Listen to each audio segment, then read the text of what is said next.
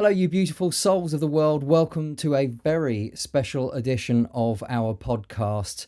Coming to you from the heart of London, overlooking serenity of the River Thames. Today we're zooming in on a global mission that's quite frankly bigger than all of us. Project Rescue Children. Your host today, the dedicated UK Director Chris Harvey, is here on a windy balcony backdrop to dive a little deeper into the story of courage and the relentless fight against child sacrifice and sex trafficking with a true hero, the founder and CEO, Adam Whittington. This initial story is very real, it's very raw, and it's about rescuing the innocent that the world is overlooking.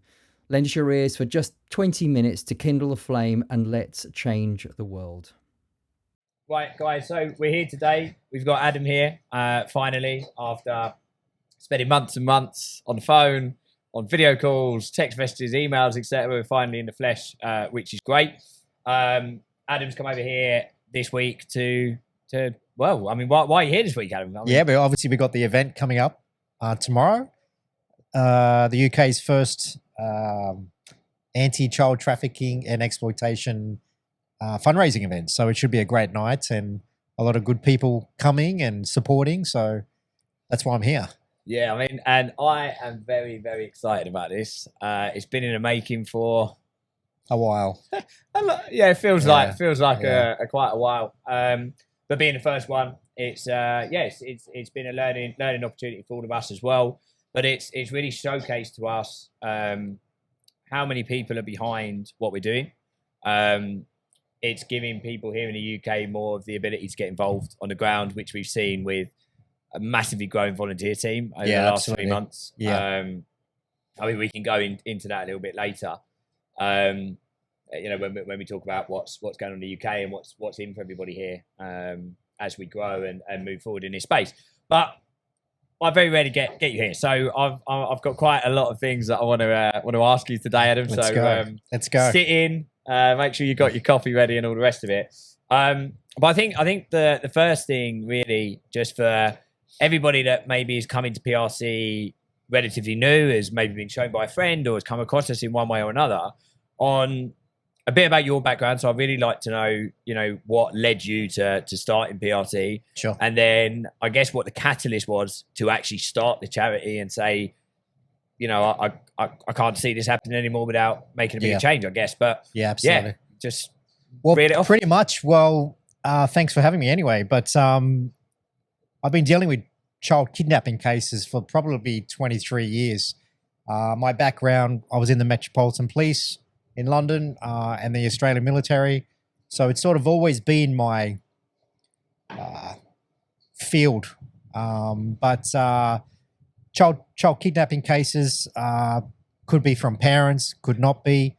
I was one of the lead investigators on the kidnapping and murder of Lucy Blackman in Tokyo, Japan back in 2000. So that was I was only a young lad then, actually. So that was quite an eye-opener and an experience, and taught me a lot. But pretty much so the trafficking side of things came into it when we were dealing with it was actually a British child who was kidnapped from Manchester by the mother illegally and taken to north of Thailand to the country called Laos. The child was dumped there. 3 days later, the mother took off to the US, just abandoned the child there. The child was only, I think Morgan was his name, and he was under 1 year. So he was quite a young baby. Do you have any clarity as to why? I mean, illegally taking the child out of the country is one thing, but then, what did you say, 3 days later to just leave him? Yeah. Listen, we don't get involved in the whys and all this sort of stuff. We stick to what we have to do, make sure it's all legal. So basically, that was a case we were dealing with, one of hundreds of children we've rescued from kidnappings. But it was about 2017, and we decided we had to do something. So what happened with that case, even though it started off as a kidnapping case, it turned very quickly into a possible trafficking case. So we travel around the world with these kidnapping cases, and we always see children who are exploited or trafficked, but we were never there for that situation because we had another operation to do with the kidnappings. You had a child to save, you had a mission, and exactly. Yeah. So when we were doing Morgan's case in Laos, we had to firstly find him because he disappeared for 2 to 3 years. The British government wouldn't help. They were pretty much doing nothing at all. So the father was just, distraught. All he knew, the child was dumped in Laos. No specific location, just a rough location. So we were hired, and basically first thing was to find Morgan, to see where he was and see too if he was alive. Yeah. So we basically had a rough idea it was sort of a village on the other side of the Mekong River in Laos, just opposite Thailand. And sorry, does that river separate? It does. Borders, yeah, it's pretty much the border between Laos and Thailand. Wow. Okay. In the north of Thailand. So it was a situation where we had to think out of the box. So you cannot just go to these countries in rural anywhere and just plot yourself in or go in, because a lot of culture, a lot of history in these places, and they don't allow outsiders. Yeah. So we had to come up with an idea, and the idea was to create a documentary company, a fake one. We created a fake website, phone numbers, business cards. So it was all legitimate. And that was our story to then approach the village chief where we suspected Morgan was. Yeah. And to request permission for us to go into the village to document how Laos people live. Yeah. That was the pretense. That was the pretense behind getting in there. It took 3 days and he approved it. So, me and my guys went in as an Australian documentary production company, and we found Morgan fairly quickly. I think it was within an hour. Wow. Because he stood out, right? So he's obviously his father's from Manchester, so he's white, right? The rest of the kids are full Asian, Laos looking. So he stood out, and we interacted with everybody and just did what we did without looking suspicious. And so you found him, but you couldn't just go straight in, right? You can't just go into these places. One, it's extremely dangerous. Two, we didn't have a plan at that stage to extract him. Yeah. So we're sort of with these trafficking cases, they're different than kidnapping cases. Kidnapping cases, you can create plans and do things in order, and it could take a week, 2 weeks to extract them. But with the trafficking cases, you've got to do it fairly quickly. Yeah. So it wasn't until we started talking to some of the village people just about our documentary that one of the people was saying that the child was causing some people trouble. And mind you, the condition of him as well was shocking. I don't know how he survived so long like that. His teeth were rotten, everything. He just looked like a cave boy, and nobody was taking care of him. So one of the village persons told us that he'd been causing trouble, not just so much trouble, but nobody wanted to take care of him. Yeah. So they were talking about, they told us. Yeah, right? They basically said he's going to be trafficked. So sorry. Yeah, because trafficking. Let me just unpack that for a second. So general people of the village have openly said to you without hesitation or like, oh, what a crazy thing that's happening. Yeah. This child is going to be trafficked. And it's like, there was a high possibility because nobody wanted to take care of him. It was, they don't have any money to feed. Yeah. So where they can make money trafficking children. And in that area, part of the world, trafficking is very, very high. So for anybody to make quick money and good money for them, you just get rid of him, sell him. And so that was the information we received. So our kidnapping case turned to a trafficking or a possible trafficking case. So we had to act very quickly. Yeah. And we didn't tell the father. All we told the father was, you need to come as soon as you can and stay on the other side of the border on Thailand side, and we'll meet you there. So we basically, it was a highly, highly dangerous operation. Something I continue to look back at now and think, fuck, what did you do? How are you still here doing what you're doing? Seriously, if we had got stopped or anything, doing what we did to extract him, we'd be sitting in a Laos prison still now. But the point was he needed to be extracted for his own safety and his health, and obviously to stop him being trafficked. So I was in contact with the British Embassy, both in Bangkok and in Laos. And with that, how was that? How did you find pretty out? How much helpful were they? With the kidnapping cases, I've been dealing with embassies and governments for many, many years. They're always the same. And that is, can't help you. But if you get him out of the country, we'll be there to assist. Always, always the way. And that was the way with Morgan's case. They basically... Because they don't want to cause risk between those two countries. Well, you've got the, different laws and legislation, and they don't want to step on of course. Legislation. Too complicated for them to get involved, regardless that there is a life essentially that is about to be lost. And this is a British citizen. Upside down. Yeah. He wasn't a citizen of Laos or anything like that. But the British Embassy wouldn't touch it. Wow.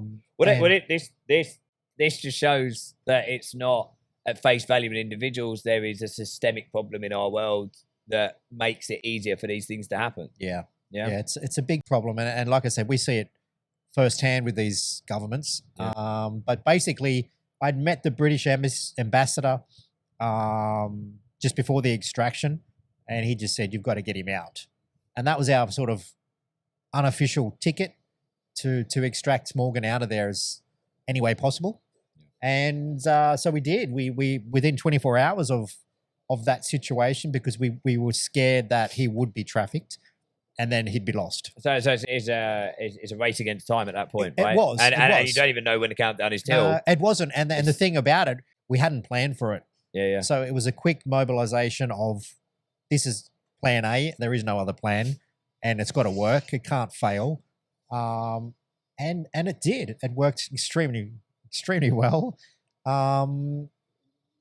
We got him out across the Mekong River. And I suppose that's a story in itself, that journey. Well, there's the whole extraction and recovery of him. That's another story again, how we did it, and not many people know. But we recovered him and extracted him across. And the father was on the other side of the river. It was an extremely well organized operation, extraction out of there. We got him on the other side, met his father for the first time in years. We have footage of that. And what was that like? I mean, that must have been a mix. For us, we don't take any, there's a lot of emotions anyway. Yeah. But we're there to do a job. Yeah. And our focus is not on, the emotion side of it. And we switch off with that. Well, it's a job, right? Yeah. There's a problem and there's a solution, and that's what you're there to do, right? Exactly. So that was just a part of the operation. The extraction is get him across. So we didn't know, were the police, military looking for us, anything. So our job is get out as quick as possible. And once we got into Thailand, we took him to the British Embassy. Passports were issued, and we flew home. And it was actually on the flight from Dubai. So we went Thailand to Dubai and then to Manchester. It was actually halfway through the trip where I was sitting next to Morgan and his father, and they was sleeping, and Morgan was actually sleeping on his father. It was probably the one time I did go like, fuck, that was a great job.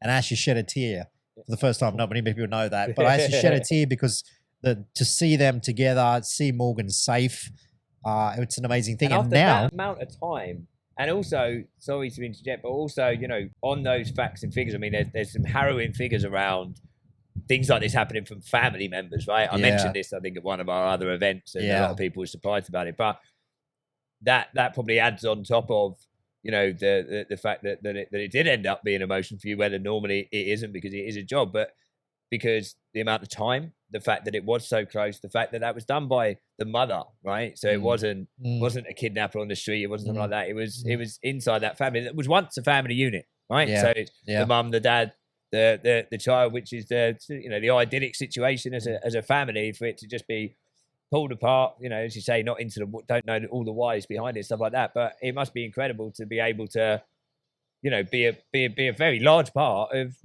the reason for them being able to come back together. And Morgan now living in the UK, living a normal life. He is. He's thriving. He's actually excelled in school. He actually wants to go to school Saturday and Sundays. Whereas in where he was, he had no life. He had no possible future. So, there's these kidnapping cases. And like I said, 23 years, giving speeches to the governments directly. The FCO invited us after this case.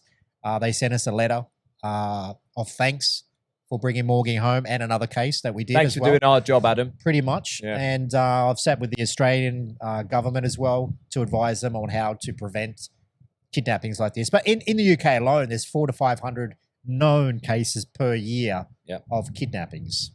Funnily enough, we've just been gathering some of those details to talk about tomorrow night at the event. So it is a massive problem, worldwide. And that's just cases known. Whereas there's a lot of these kidnapping cases, whether it's family or not, that are not reported and all this stuff. So it's a big problem. But so the real number is... much higher. Yeah. So that's how, when we got Morgan back and it was like the, kidnapping to a trafficking case, possible trafficking case, we decided then that we must do something for the kids who are being trafficked and exploited. Yeah. And that was sort of the birth of PRC. And from that time on, it wasn't so much longer after that. In 2017, we registered PRC as a charity in Australia. And that was to deal solely with trafficked and exploited kids around the world. And then from there, we're now it's just crazy.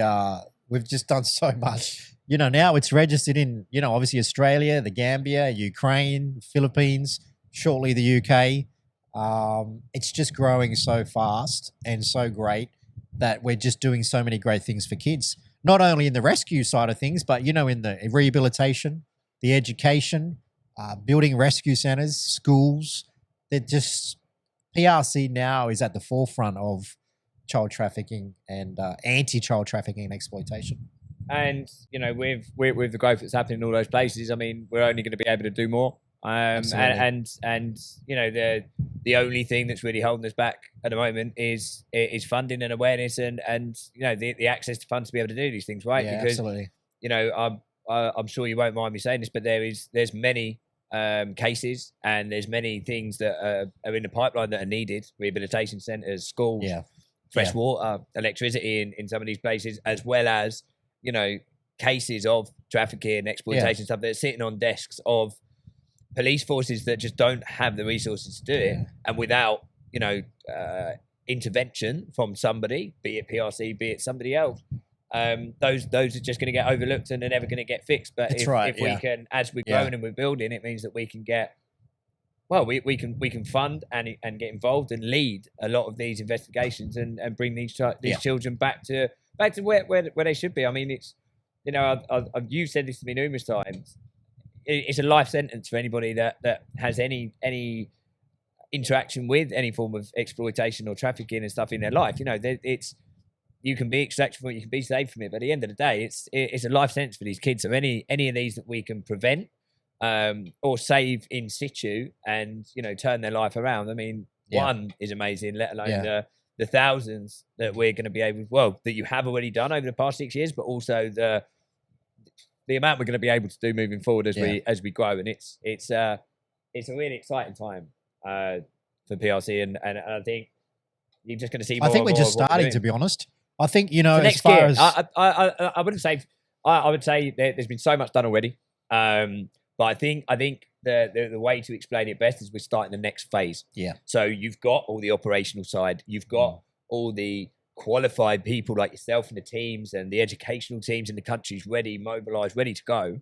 But it's that engine behind that we're building here that we're going to be able to kickstart funding, kickstart awareness, get more people involved, be able to handle more of these cases and build more of these centres and schools, etc., that it's the birth of the second phase of PRC, I think. Absolutely. So building on the great work that's already been done and just taking it to the next level. Yeah.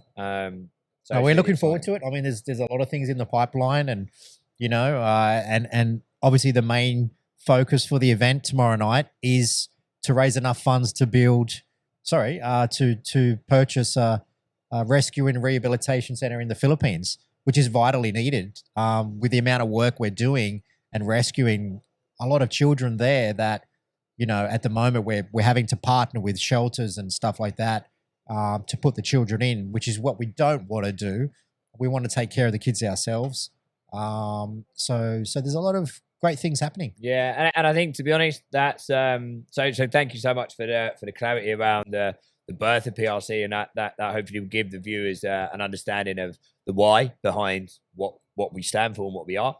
And we touched on a few other things there around centres and education, stuff like that, which we'll see in some of the other episodes moving forward, where we're going to be talking about education builds and some of the main stuff we're doing. But I'd say, thank you for coming on and talking us through that. It's okay. You're welcome. And we'll see you all on the next one.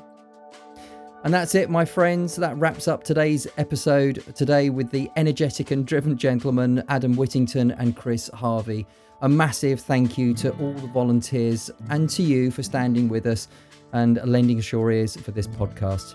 If you feel moved to join us at Project Rescue Children and to stay in the loop with Adam, Chris, and join our ever-growing incredible team, please follow the appropriate links in the description below.